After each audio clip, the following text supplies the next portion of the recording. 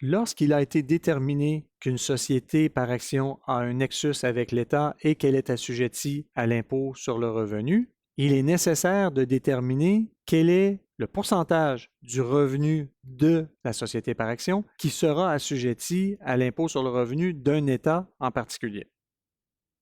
De façon générale, pour une société américaine, le point de départ dans le calcul du revenu imposable sera le revenu imposable fédéral. Par contre, pour une société étrangère, ce concept est plus difficile à appliquer. Le revenu imposable aux fins fédérales sera différent selon la situation de la société étrangère. Donc, une société par action étrangère qui aura un nexus dans l'État devra déterminer le point de départ dans le cadre du calcul du revenu imposable dans cet État en fonction de 3 règles. La première, le revenu imposable fédéral avec une convention fiscale. La deuxième, le revenu imposable fédéral en l'absence d'une convention fiscale. Et le troisième, le revenu mondial de la société comme si elle était une société américaine. Peu importe laquelle de ces 3 méthodes sera utilisée par un État, ce revenu imposable fédéral devra être alloué à l'État en fonction de différents facteurs.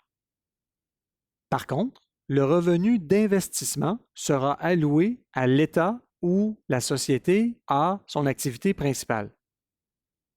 Généralement, pour une société étrangère, il n'y a aucun État américain où la société étrangère a ses activités principales, ce qui fait en sorte que les revenus passifs d'une société étrangère sont généralement exempts d'impôts d'État pour les États qui allouent ce revenu passif différemment du revenu d'entreprise.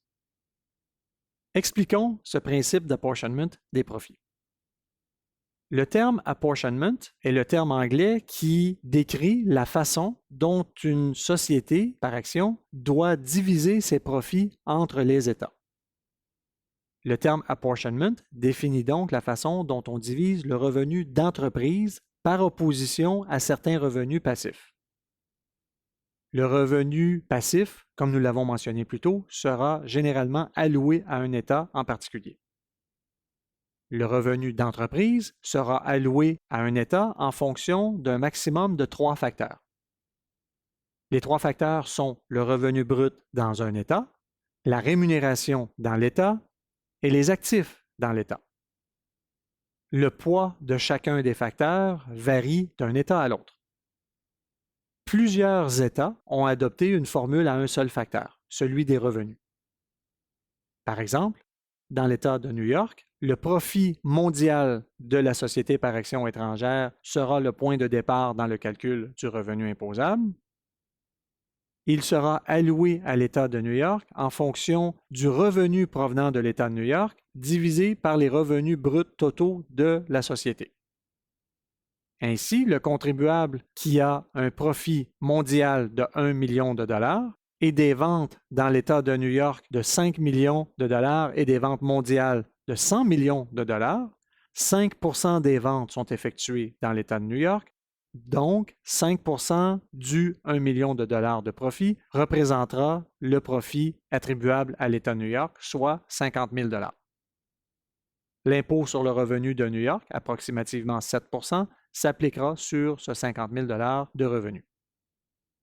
La façon de déterminer quels sont les revenus, salaires et actifs dans un État peut varier d'un État à l'autre.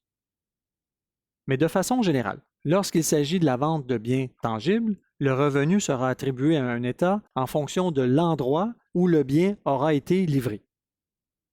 Pour la prestation de services, la majorité des États utilisent la formule traditionnelle à l'effet que le revenu sera attribué à l'État où le service a été rendu. Cependant, depuis quelques années, il y a une tendance claire à l'effet que les États les plus grands attribuent le revenu pour des services à l'État où le bénéficiaire du service est rendu.